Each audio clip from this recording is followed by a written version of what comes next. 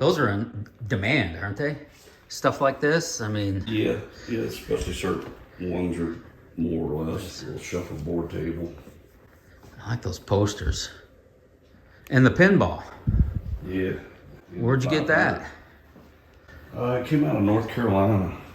There was a guy that had passed, and he had a lot of them, and we found out about it, so I was able to snag this one out of the collection they were selling. Cool helmet.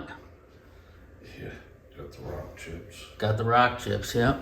And we got the big gator under there. What's the gator all about? Oh, it'd be like the first race of the year there for the World of Outlaws they have at Volusia County. Oh, they give you a gator? Yeah. Is that like a trophy then? Yeah. That's the trophy. Well, you get the big one when you win for the whole week. Yeah. And you got my little firebox there with the phone in it. Oh, that's cool. The light. It's rare because because it's got 5 instead of just 3, red, yellow, and green. You got a wait and a walk. A wait and a walk. That's cool. I wonder how far back that reaches, to what era? Is that like 1920s, 30s, you think? Yeah, it would be in the late 20s, early 30s. That's interesting. You're going to mount that in here somewhere? Yeah. Yeah. That's what I'm planning. You got a lot of plans yet, don't you? I've got some projects. Projects. Little things, but that one won't take too long. No. Were you somewhat misunderstood for your career over the World of Outlaw Tour? Because sprint car racing takes tremendous focus.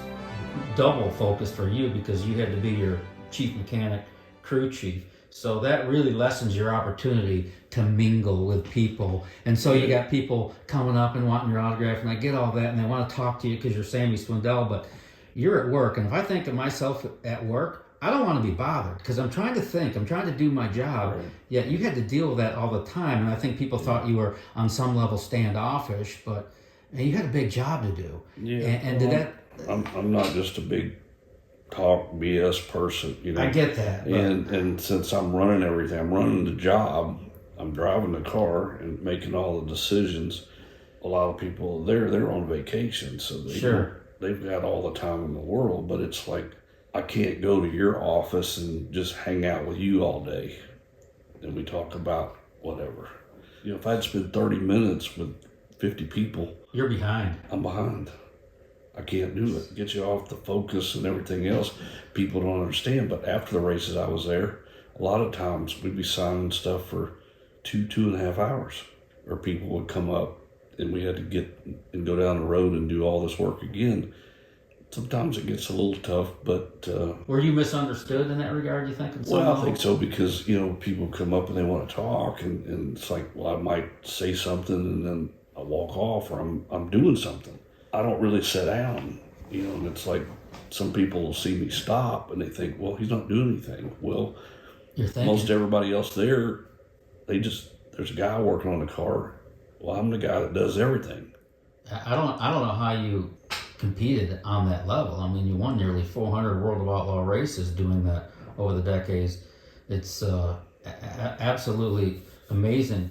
I think back at that era, the Steve Kinser, Sammy Swindell era. I mean, when I came to a World of Outlaw race back then, the 80s, 90s, I came to see Steve Kinser and Sammy Swindell. I mean, in some part, Doug Wolfgang, and there were faces of the brand, but it was you two, and this rivalry that the media created between the two of you. Was it a rivalry between you? I mean, did you guys like each other back then? Did you talk at all, you and Kinser? Well, we talked, and I mean, there's some deals that we've done during the years that people wouldn't believe, but we're two different people. There's people that are this way are for me, and people that are that way are for Steve. Because of the image or whatever you want to call it, I'll attract these people more than he will. And he'll attract these people more than I will. Sure. And it's the same, you had to figure it out early that, because when I started racing, then I started just like over here in West Memphis, these places around here, I was winning all the races. And it went from being a hero to, he's Did the fans dislike you because you're winning all the time? Well, like Earnhardt it was for him in the beginning, and even Jeff Gordon. They didn't like him till later on in his career. They began to cheer him. Yeah, well, I've went through the whole part of that for a long time, but does that eat away at you? No, because if you go to a football game, there's half the people's for one team, half the people's for the other. Some people like this guy, some people don't like that guy. That's fine, but it's just that if they don't talk about you, then you're nobody. I always say, like, when you're getting booed, a boo to me is like a yay in disguise.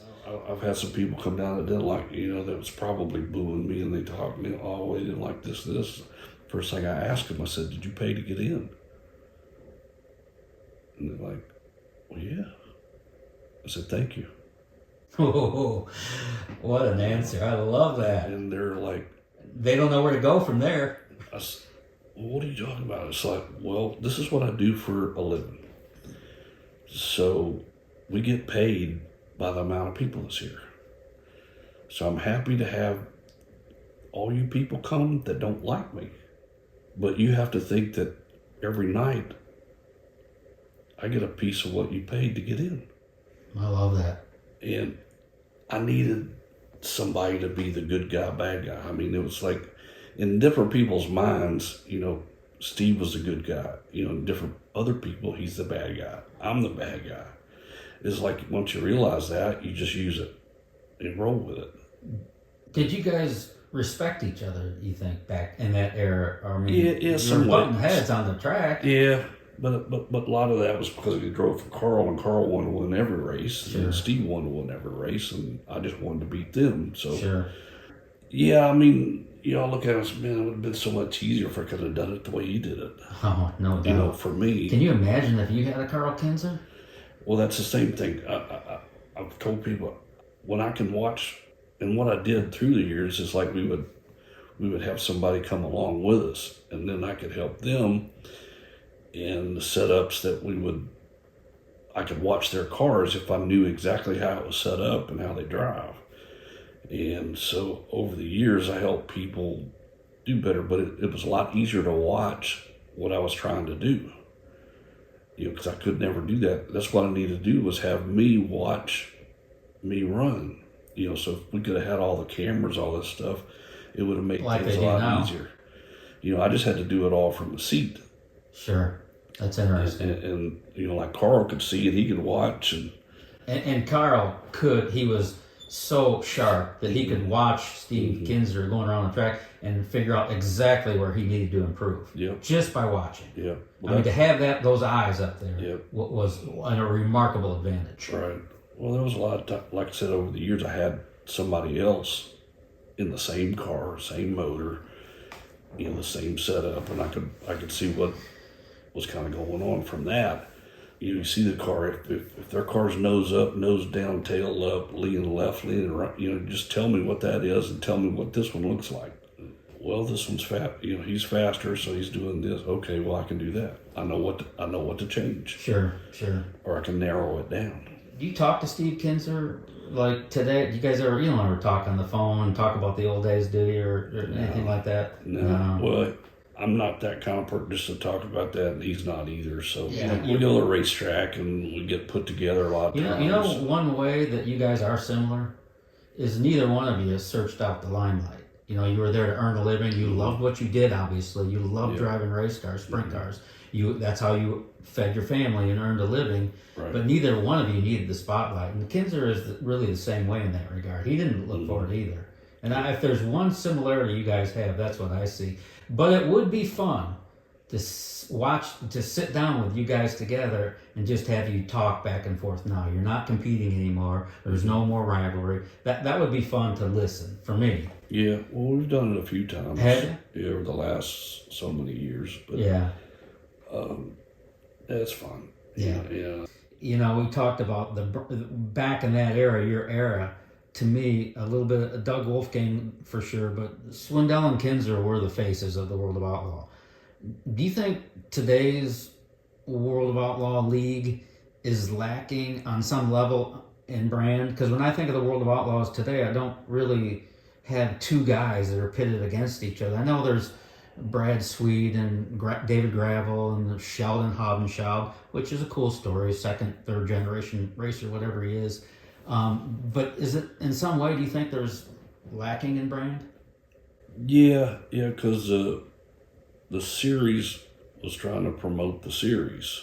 And now they've got the cars and the format and everything to where everybody gets a piece of it. So there's not a dominant person or two people. You know, you can't do what me and Steve did if you don't have two dominant people that are different. Now everybody's the same. Same parts. They want them to act the everything. same. They want them to talk the same. Behave the same. Don't misbehave. Yep.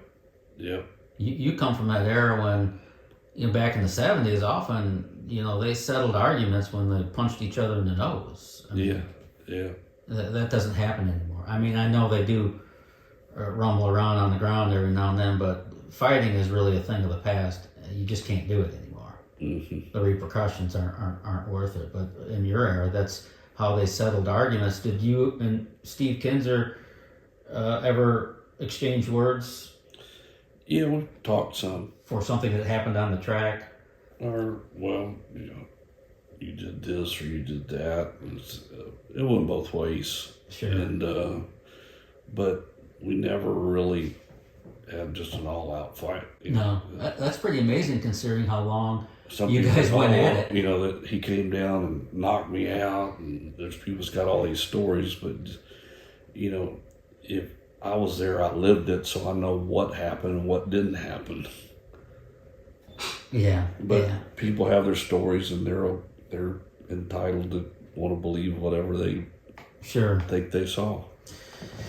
So in your era, you earned a handsome living being going fast in circles, right? For the most part. Mm-hmm. I mean, could you, relatively speaking, do you think your era was a better era to be a World of Outlaw sprint car driver in terms of earning a living?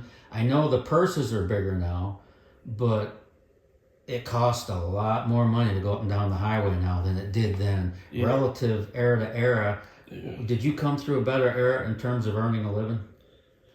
Well, I mean, there was other things going on too that you got paid for. You got appearances or something. Well, that or they'd pay you to show up here. They'd pay you, if you ran these parts or you did this. If you hustled it up the right way, which I tried to do, to make every little bit I could out of it. You don't have that anymore through the manufacturers, through the series. It's like we used to have tire deals, we had motor deals. The series took over all the tire deals, and so they owned the tire deals. And, they took a lot out of the driver's part. But, the amount of money the drivers make now looks more, but everything costs more. Top brand, top of the line, very best World of Outlaw motor. 70 grand? Somewhere They're there? over 70. Yeah. Over 70. Yeah. I mean, okay, let's go back to 1981. How much did Sammy Swindell spend on his engine the year he won his first World of Outlaw championship? Probably $18,000. And gas prices getting up and down the road. What does a set of World of Outlaw tires, 4 tires, cost right now, approximately? I don't know. I think they're going on up to get a set $1,400. I think you, and from your era, you could have, again, not paying the purses like they were then or they are now, but you could, if you were everywhere on the tour, you can make, and doing well as you did, you're making money. Yeah. You're doing okay. Yeah. But we had so many other, or I had other deals that paid me income. You had promoters that came up, like they'd come to you at a race and say, hey, we want you to come to our race or our track next week, or I see you're not, and they would pay you to come, yeah? Yeah, well, I mean, it was the same with the car owners, that I could bring so much to the table. Like, I've got all these different programs, and then I get a kickback, which probably most people never figured out you could do, but you had to be smart about it.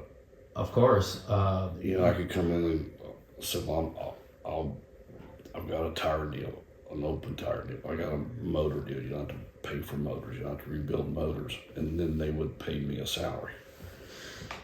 So you had channel lock on your cars for a good bit of time. 7 years. 7 years. Okay. So we talked about you being the race car driver, you acting as the Carl Kinser. Now you had a corporate sponsor on your car. So that's a third element you had to deal with.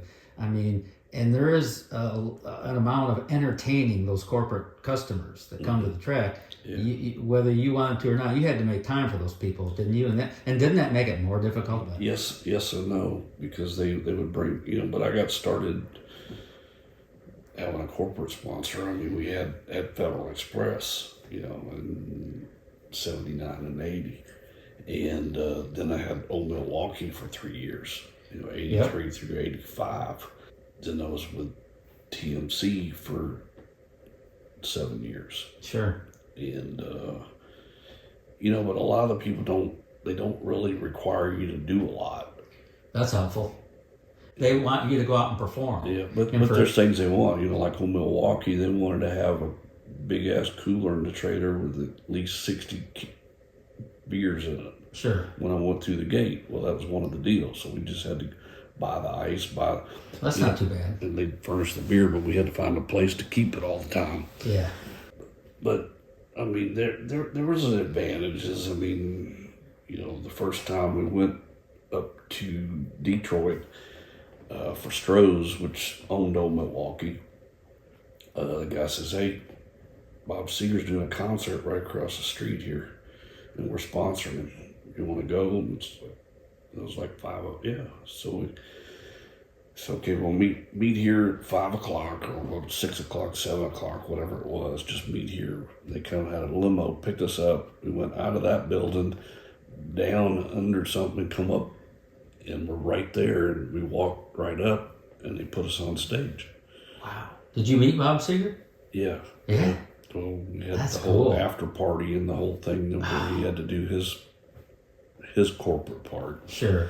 I mean, it's just things that leads into a lot of times rolls off into something else. Sure. Yeah, you can say it's easier without it, but it's like it's better with it. I get it. You can't, and especially in this day and age, you want to run the World of Outlaw tour full time, there better be a corporate sponsor standing by. Mm-hmm. Yeah, I mean, unless you're just Or the super owner has duper to- wealthy and they don't care about the money. They're Right. The owner has a big business and he just, yeah. I mean, it was the same with Harold Annette there at TMC. He wanted to spend this much money. And so I had to make it work within that budget. Looking into your crystal ball, do you see sprint car racing surviving way into the future? I mean, where are we going with this? I know you're in tune with the news. You're seeing more and more electric cars out on the highway. Are sprint cars eventually going to have to be electric? Do we need a driver? Can't we just remote control from the tower? I mean, where's it going? Yeah. Well, I mean, some of the stuff they're doing with electric cars, I mean, it can't ever replace. It won't work. Well, I get it. It's not. I mean, the sound, the growl of the motor is all part of the excitement. But I mean, I'm just looking at where the world is going, though. Yeah. Well, we don't have an electric grid that will handle everybody having an electric car. And if there's electric trucks, things won't work. They want the farmers to go electric. Well, when it's time to cut the beans or the wheat or whatever, they've got a short time to do it in. They run 24 hours and a truck stops and fills it up with diesel. It never ends. How do you do that with an electric car? I don't know. It doesn't work. The cost. I mean, electricity isn't free either. Yeah. It's expensive. Someone's got to make the electricity. Right. Often with fossil fuels. Well, you just have to think, okay, well, this is gone, and we got to do this. There is no way I can see it. You can't see it. It won't work out.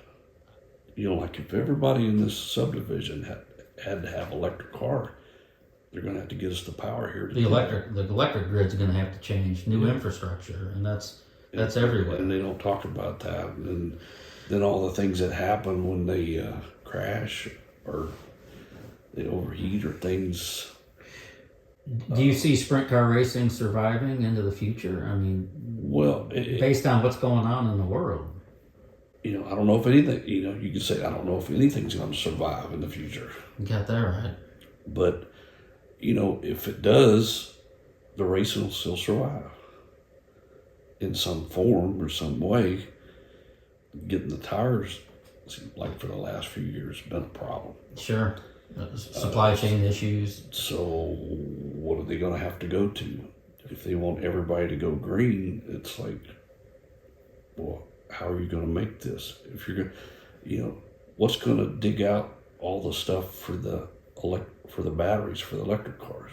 Is it going to be a electric piece that does all the digging? I don't know. I just wonder if the days of the internal combustion engine are numbered. I don't know. I can't see it being totally replaced. Yeah. It's not a fix-all. You just can't say, oh, flip the switch and we're all electric. Everything's going to be electric. You have to have an electric stove. You have to have an electric water heater. All the gas goes. And then we're sitting on probably one of the biggest parts of natural gas in the world. Sure. Somebody's going to make some money off that at some point. Is there one victory over another that comes to the top of the list? There were so many for you, but is there any way that you had a favorite?